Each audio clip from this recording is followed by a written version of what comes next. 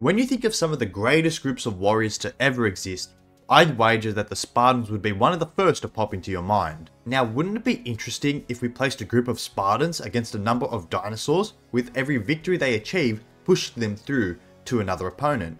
I mean, they'd be running a gauntlet of sorts.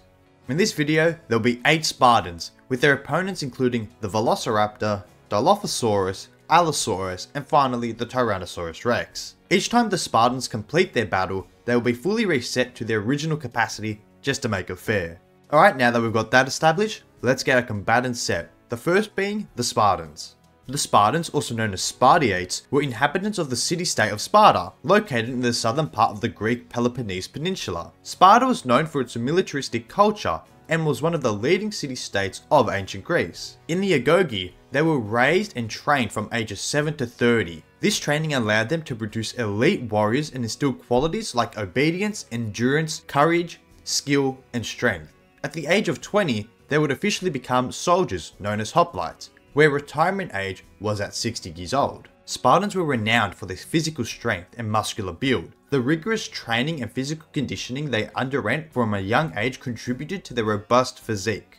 The emphasis on combat skills, including hand-to-hand combat and the use of heavy weaponry, required Spartans to develop strong muscles and endurance. Spartans were trained to endure long marches, tough training regimes, and the demands of battle.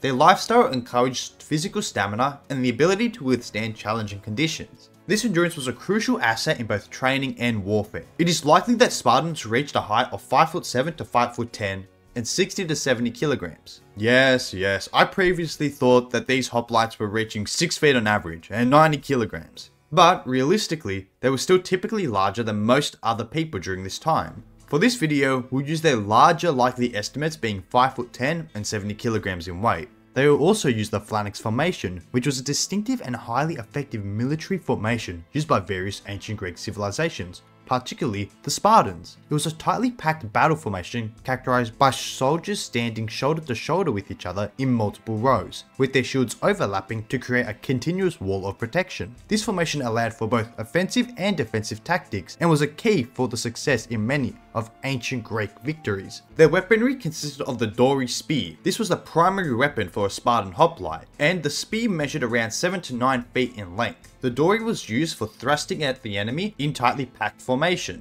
It had a leaf-shaped blade and a counterweight at the rear for balance. You can never forget their short sword, known as the xiphos. Spartans carried this sword that was double-edged to be used as a secondary weapon. It was typically used when the phalanx formation broke down or in close combat situations where the spear would be less effective. The armory consisted of the Corinthian helmet, which covered their entire head except for their eyes and mouth. This was an iconic helmet that had a rounded dome and cheek guards. They also had a bronzed breastplate, which covered the chest and torso. It was designed to protect the vital organs during battle. Spartans typically wore this with pectoral and abdominal muscles being sculpted into it for a more imposing appearance. They also wore greaves, which were pieces of armor that was made of bronze which protected the shins. You can never forget about their shields though. It was a large round shield made out of wood covered with a layer of bronze. It was used not only for single protection, but to create the phalanx wall, which was overlapping and ensured the protection of the army of Spartiates. They would also wear tunics underneath,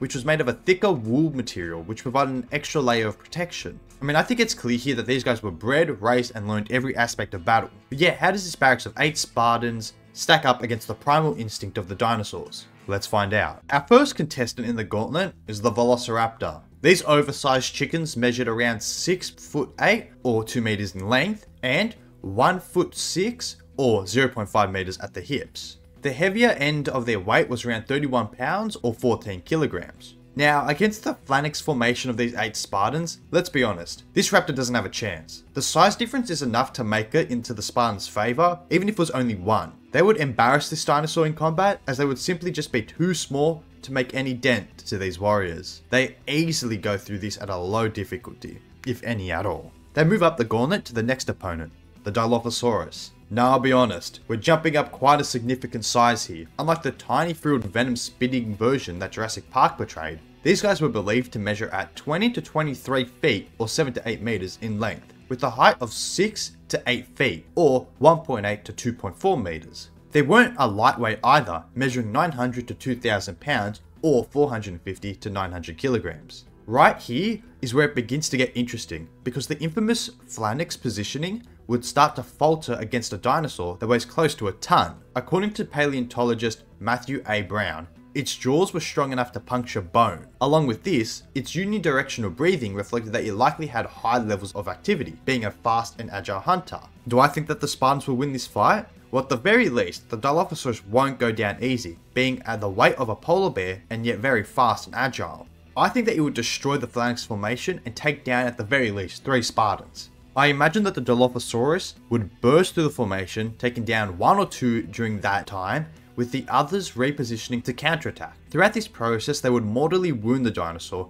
with maybe 1 more member being taken down before it would succumb to its injuries. Now, this victory wouldn't be possible without the assistance of their bronze armor and having the range and spear advantage. However, with the broken down phalanx formation, I could very much see them using their short swords to deliver some heavy injuries. I think with this they could pull off a victory at a mid difficulty, maybe even a bit more than that, but I think if it was a group of Dilophosauruses, then that would be a completely different story.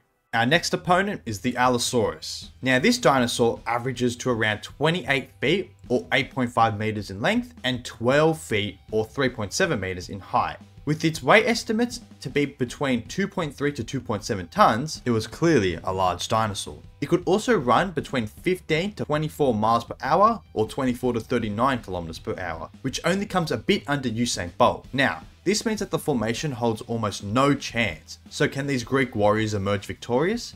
I'll be honest, I think it'd be very difficult for them to be victorious. The Allosaurus isn't only way too large, but fast. You have to think about it logically. If they were up against a large lumbering opponent, there's a good chance they could emerge victorious as they'd be faster and with ranged weaponry. However, against a predator that is around the weight of a rhino and is faster than most people, there isn't much chance for victory. The absolute best strategy that the Spartans could employ would be to target the legs and then after it's disabled to finish the battle. Although the Allosaurus wouldn't just let itself be poked by their spears. Though hypothetically speaking, let's say that the Spartans get lucky. They figure out a successful strategy, they might lose maybe 6 of their 8 men, but they take down the Allosaur. That means it's time for them to go up against the final boss, the Tyrannosaurus Rex. On to the king of the dinosaurs, the Tyrannosaurus Rex. It's being put up against one of the greatest groups of warriors that history has ever known, the Spartans. Who wins this battle? Well, the Tyrannosaurus Rex could reach 40 feet or 12.6 meters in length, with an average height of 12 to 14 feet or 3.7 to 4.2 meters at the hips. Its average weight clocked in at 8.7 tons, with larger estimates putting it at over 10 tons. Now, against a giant like this, the Spartan swords would be completely useless. Getting close to this dinosaur would spell doom. The Spartans would need to use the range provided by their spears along with their agility. The biggest issue here is that Spartans were trained to fight other humans. A T.rex weighing over 8 tons would most likely just overwhelm them. At the very best, they could try to bleed out the dinosaur, but even then, the T.rex would have a maximum running speed of 25 miles per hour,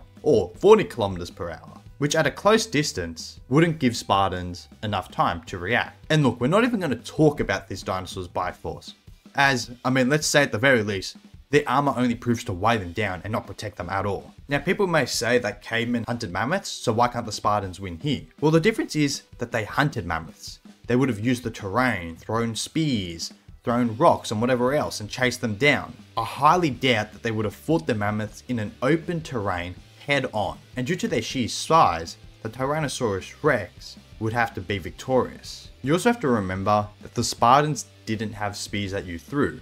Their spears were more so to push between the holes of the phalanx formation. They were to keep distance. And with that being the case, I'm not even sure they would be able to thrust hard enough to pierce through the thick layers of the Tyrannosaurus Rex. So ultimately, the T.rex wins. Honestly, this was an interesting video to make. And I think that if we gave the Spartans prep time against these creatures, or maybe even a couple more of them, there'd be a good chance they come on top and clear the gauntlet. However, against dinosaurs to the T-Rex's size, it's hard to say that they'd gain the victory unless they fully use their agility and plan out their battle successfully.